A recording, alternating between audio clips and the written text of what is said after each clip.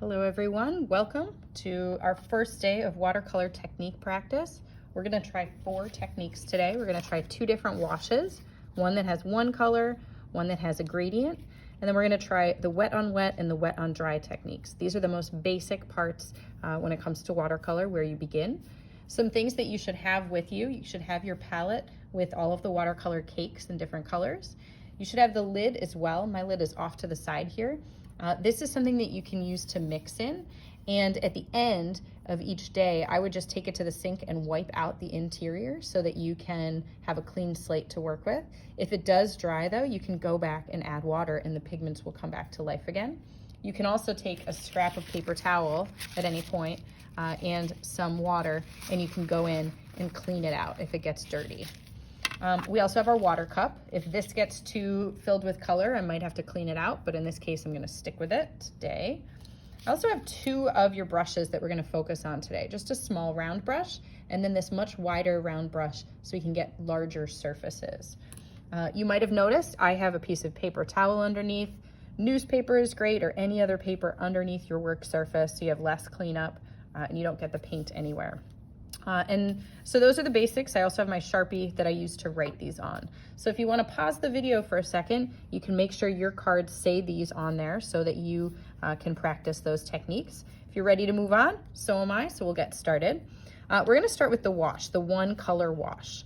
So with that, I'm going to focus on one color, in this case blue. And so I have my larger brush because we're going to just try and cover the surface with this light wash. It's usually good for backgrounds, something where you want a nice flat surface to work from, and then you can build up from there. So I'm just adding some water to one of the cakes of watercolor. And you'll notice you have a bunch of colors, but you can also mix colors together to get even more pigment. And that's what your tray is for over here, or you can use palette paper for this as well.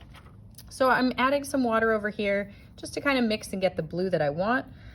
I can continue to add more pigment just by continuing to press on that cake, and then it will be a little bit darker for the next step.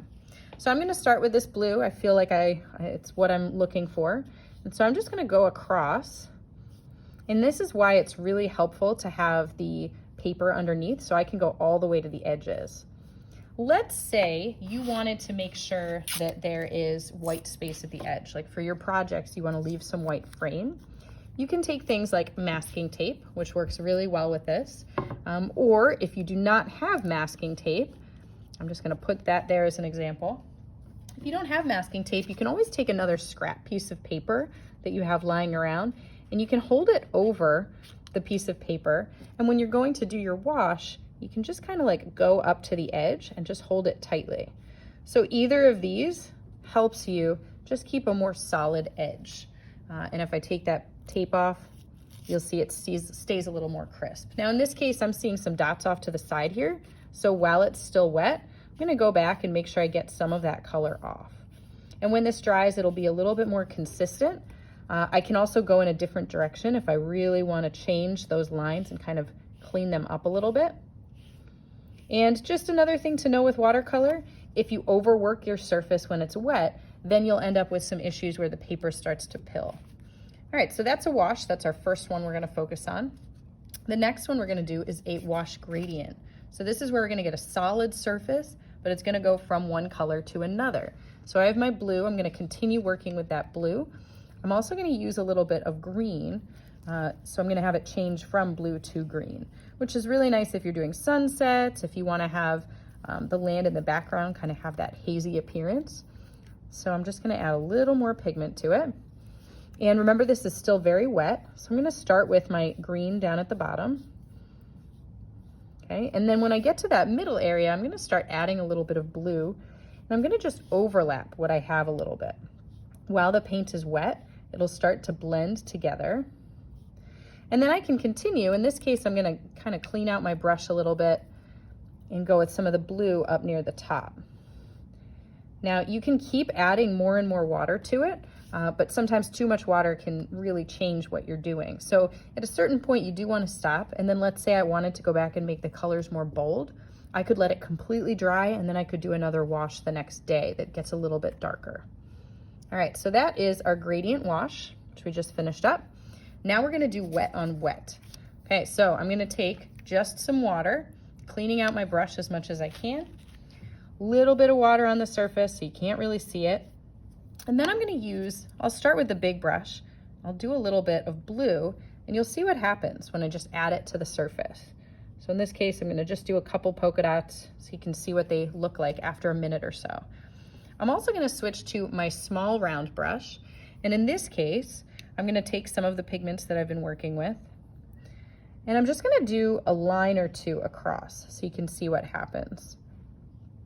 Okay, because there's water already on the paper, you can see that the lines are starting to blur out. The polka dots I started with that were blue, all of a sudden they're really, really swirled.